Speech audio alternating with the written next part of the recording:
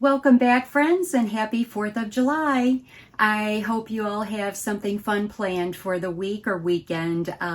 It's going to be a rainy one here in New Hampshire, but it is what it is. It's been a wet spring and summer here for sure. However, we do have some things planned.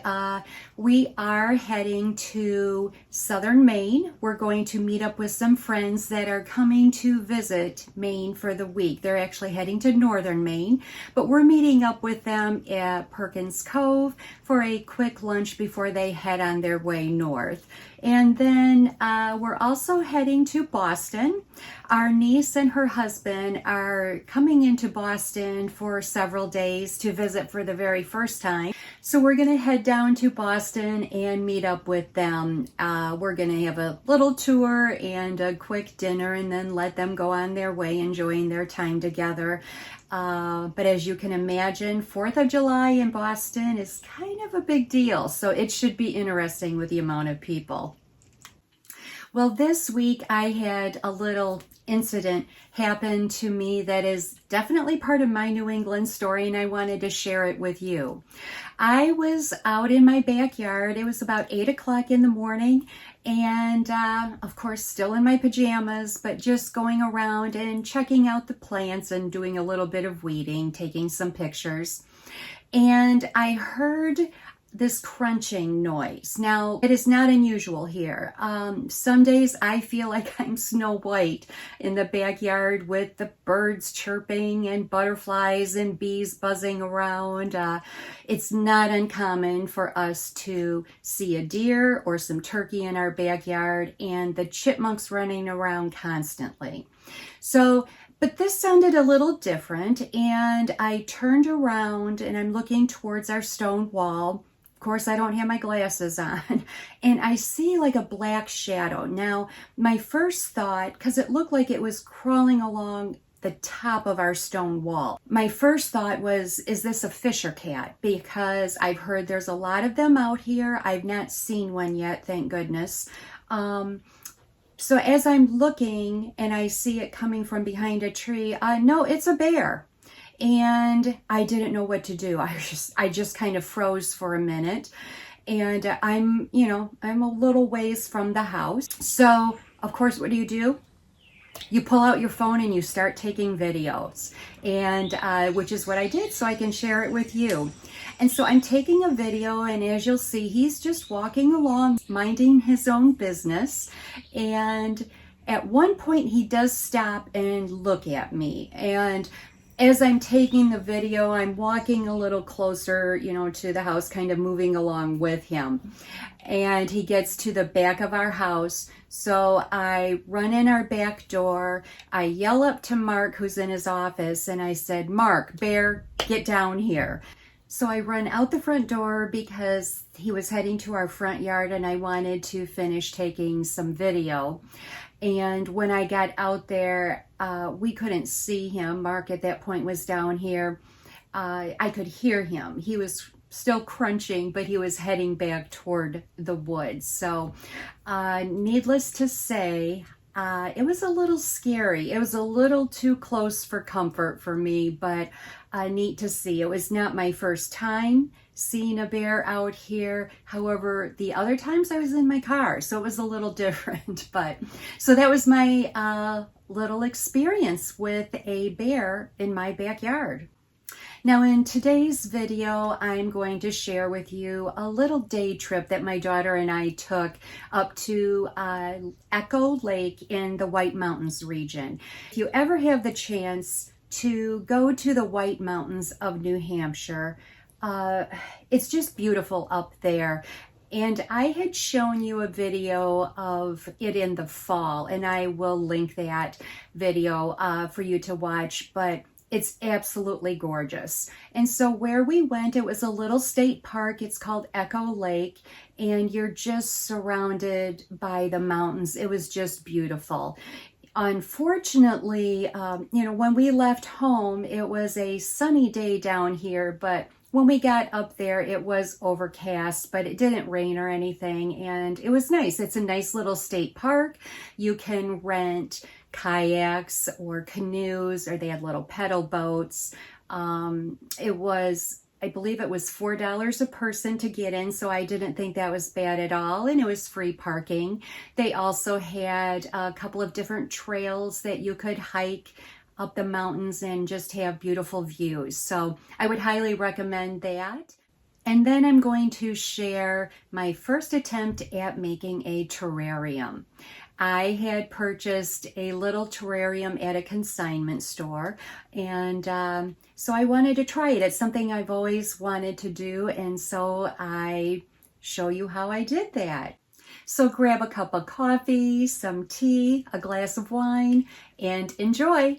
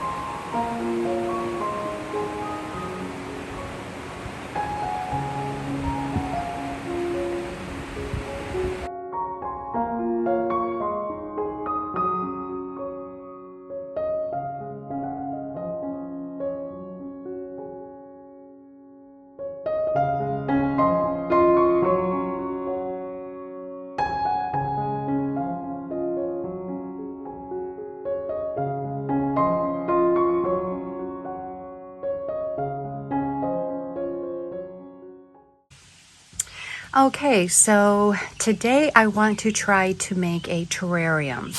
Now, I have not done this before. I've talked to a friend of mine who has made a few of them, and I did some research online. And honestly, it seems fairly easy. Let's just see if we can keep the plants alive. It all started with I had purchased this little glass or plastic, whatever it is, terrarium at a little consignment store in Manchester by the Sea when I was visiting out there. And I just thought it was really cute. Unfortunately, you know, the lid does not lift here. You have to remove the entire thing. But we're going to try this anyway. So what I've been told is you put some rocks in the bottom. And I actually have some little white rocks here. Again, purchased at a thrift store for $1. I purchased these 3 little plants, which I've been told are meant to be in terrariums. And then you need bagged charcoal, you need moss, and then potting soil. So let's get started. Let's go ahead and try this. So the first thing we do is we are going to put down the rocks that I have here. Really, it's like a little pea stone, and that's just for drainage.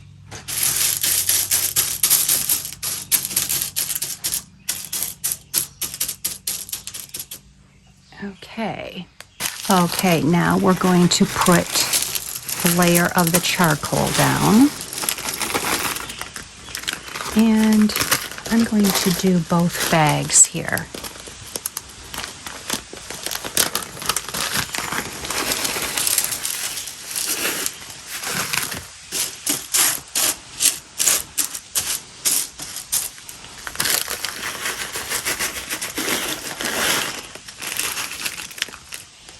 Okay, it's pretty much covered there. And now I just have some potting soil, so we're going to put that down also, a layer of that. This is just an experiment for me. I have never done this before. It's always been something I've wanted to try. You should see my friend, she makes the cutest ones. She just does them in all kinds of little containers she gets at, you know, Salvation Army or, you know, whatever, different consignment stores. So anyway, let's see if this is deep enough here. Since this is the largest one, I'm going to put this one in the back here.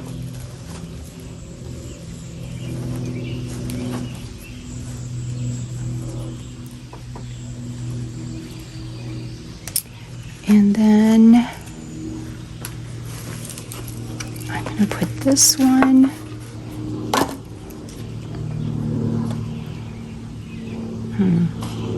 maybe I'll do it like this here.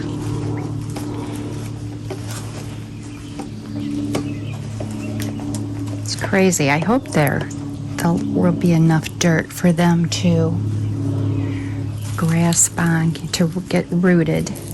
And then the baby one, I'm just going to put up front here. Let's see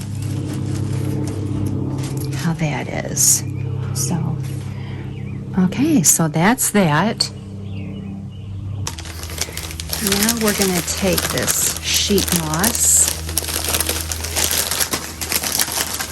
and just put that in around the plants.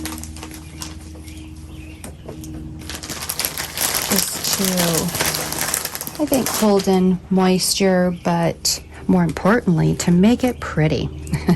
That's what it's all about.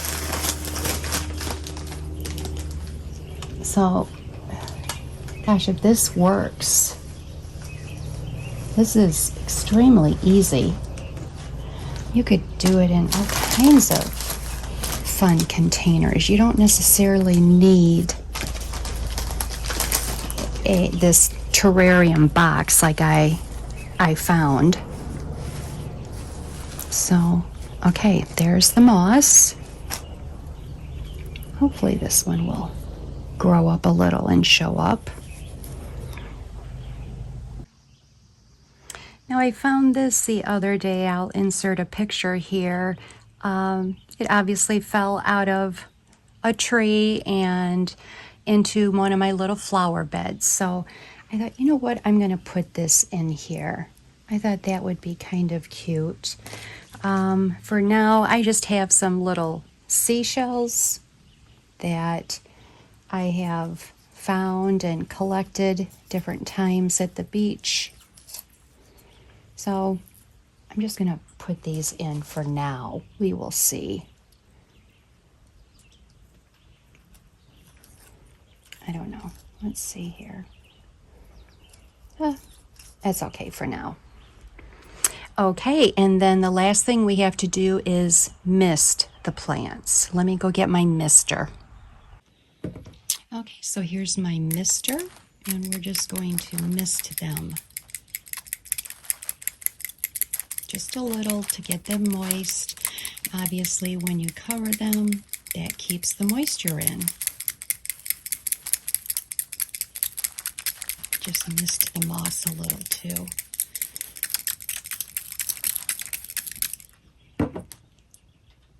Okay, there she is, all done. That was very quick and easy. Everybody's tucked inside their little terrarium here. It looks really pretty. I'm really happy with that. So again, it was rocks, charcoal, which I did buy at a greenhouse that I went to. I used Miracle Grow potting soil, and then the moss on top. Thankfully, I had my little assistant here. Jack, can you say hi? Jack, say hi. Yep, he helped me too. So that's it. Okay, and here she is in her home.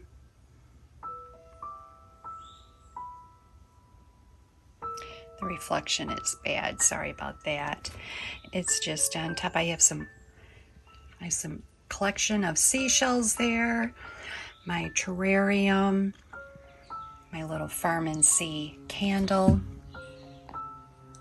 and I just put it all for now right on top of this old cabinet that I have on our front porch, our screened-in porch. We got that at Brimfield in Massachusetts 3 years ago now. So anyway, let me know if you've made a terrarium before or if you decide to try this.